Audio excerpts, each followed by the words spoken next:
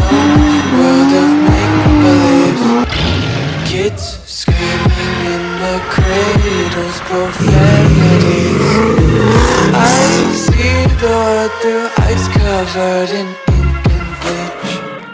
Cross out the ones who heard my cries and watched me weep. What's going on, YouTube? Thanks for tuning into the Rolling Times. We have a new ride for the channel behind us. I know it's been a while since I uploaded. I actually have 2 videos done on the Mustang, but I didn't have time to edit them. So I just want to make a quick video today to update you guys what's going on.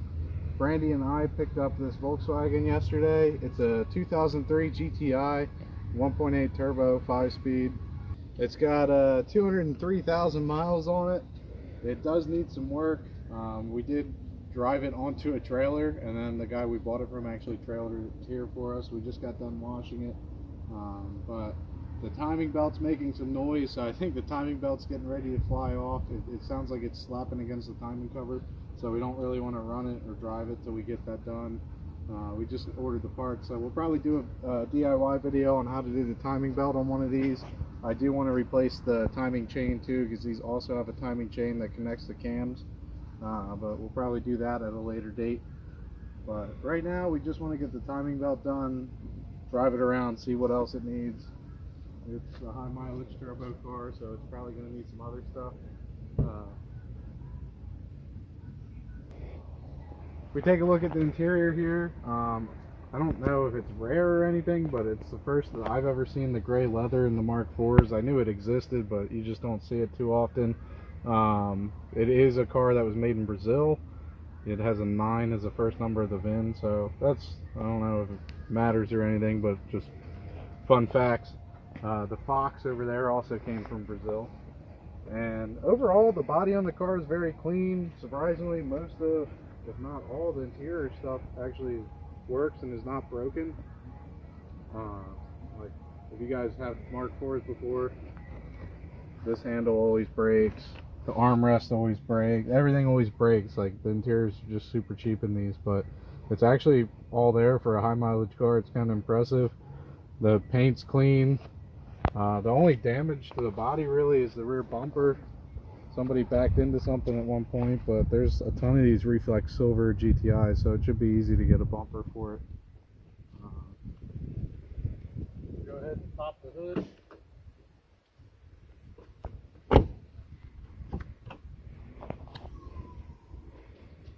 You can see the valve cover looks like it might leak a little bit. Somebody spilled oil all over it. It's just a normal 1.8T all stock. I will say it's getting harder to find these cars in like a complete stock condition. Most of the time you can only find them modified, so it's pretty cool. Somebody obviously took care of it. Looks like the suspension's been replaced recently. It has new brakes up front. The rears are going to need done soon. It's actually inspected till April of next year, so once we get the timing belt done, we'll be able to go drive it around.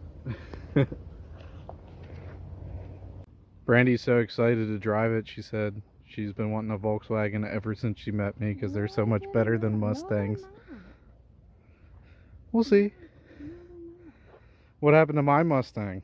You broke it. You broke it. You were driving it.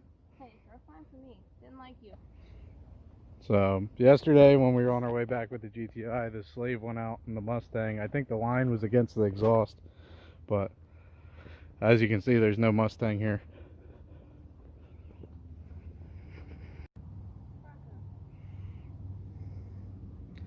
Yeah, the Bronco that needs a gas tank.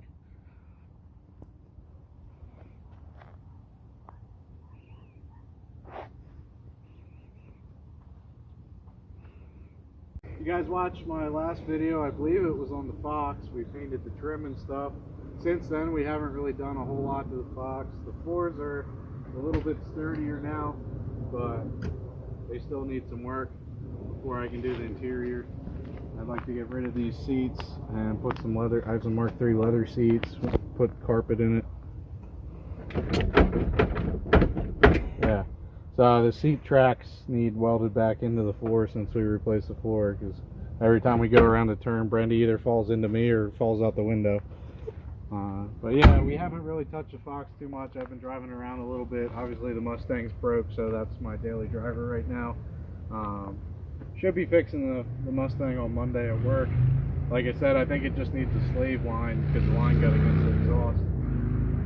We've also been working on the BMW. Excuse the mess of the garage. We've been working on a ton of stuff and there's just shit everywhere. And like, my main goal right now is to get this thing done and out of here so I can redo the whole garage. Or just find a new place to live with a big shop. So I have more room for everything. On the 302, we pulled it back out of the car. I did an oil pan gasket, high volume oil pump, so that's all good. I want to get the valve covers painted. We also did a slave bracket, which it's going to be a little hard to see. It's down here. So right there is our bracket to mount the slave to this T5.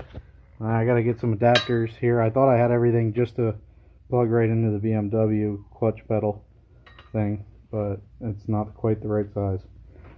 So once we got that figured out and the valve covers painted, I gotta tighten up or finish the power steering bracket. Motor's going back in the car. Not you, Brandy. Well, you can be the motor if you want.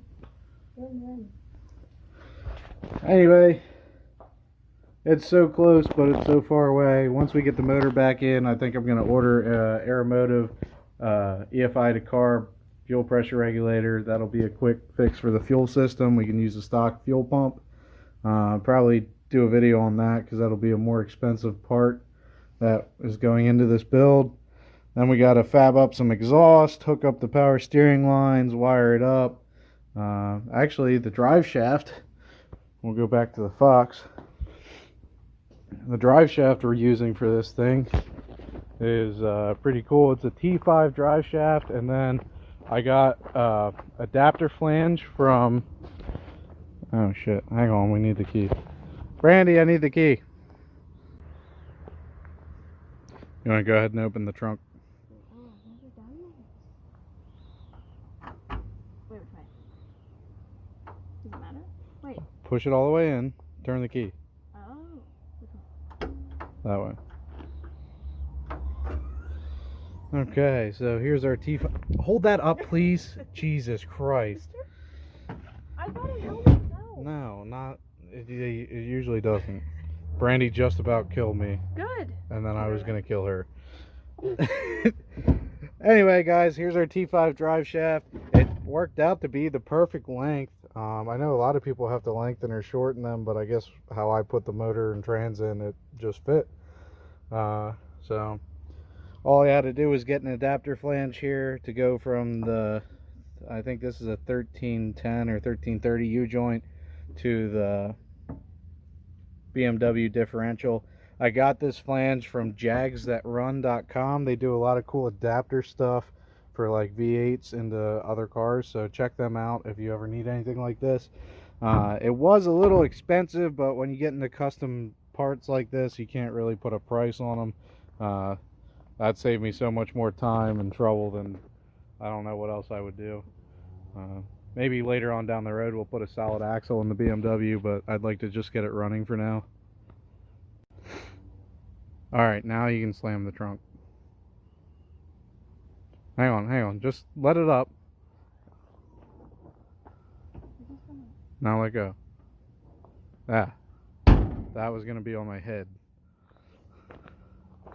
I'm going to say, last but not least, my favorite car that gets the least amount of attention, the Corrado.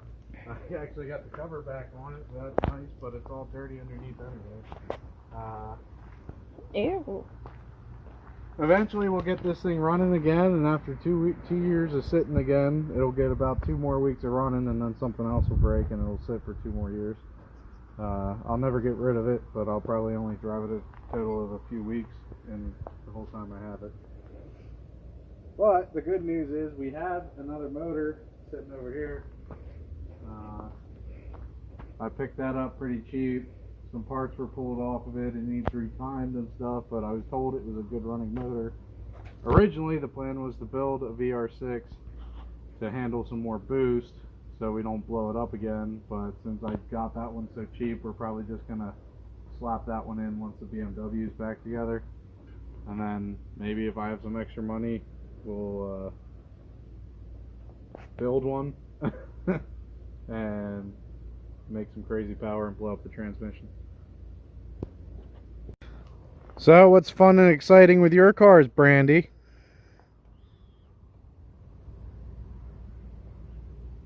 Today I thought that none of them needed anything, and I got really excited, and then I remembered the Bronco needed a gas tank.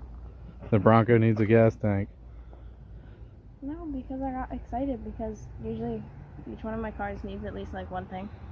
And I was like, the Bronco doesn't need anything, and you just reminded me it needs a gas tank. It does need a gas tank. Crushed my hopes and dreams. And what's the Mustang need? The one that needs a thermostat. The orange one.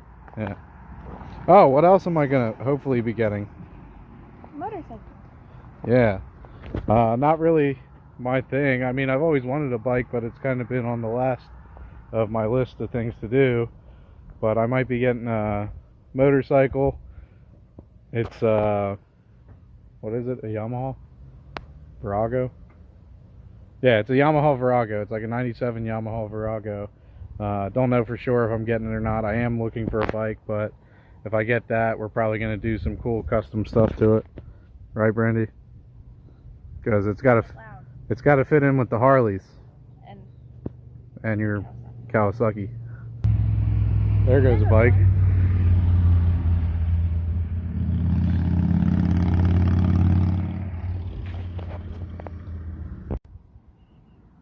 Why are you doing that? Because I'm hot. I'm recording you. Oh.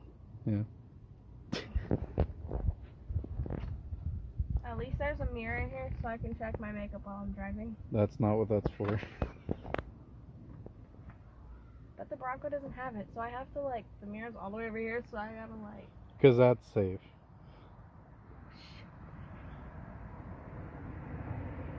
Alright. Well, Brandy's too shy to do it. Thanks for watching, guys. Make sure you subscribe. Stay tuned for the next videos. Probably if I get the Mustang videos edited. And, well, I got to do some power runs. What? The bunny? Is that a baby? Yeah, it is.